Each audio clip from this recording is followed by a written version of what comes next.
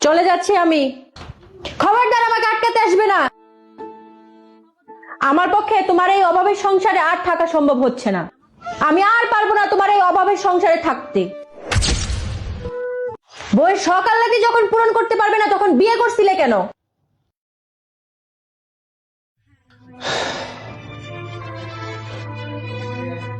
Hello মা, আমি থাকতে পারতেছি না ওর কাছে, আমি চলে আসতেছি।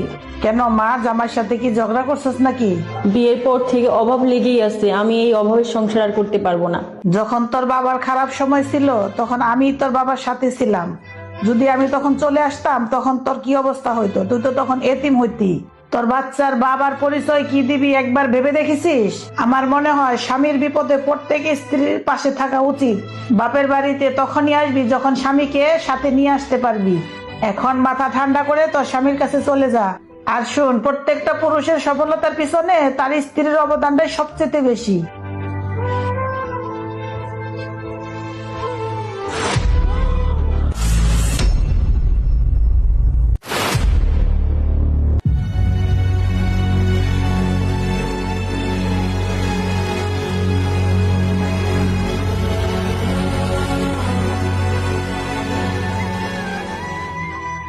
যে নারী শূন্য পকেটে তার স্বামীর পাশে থাকে সেই নারী প্রকৃত স্ত্রী হওয়ার যোগ্যতা রাখে।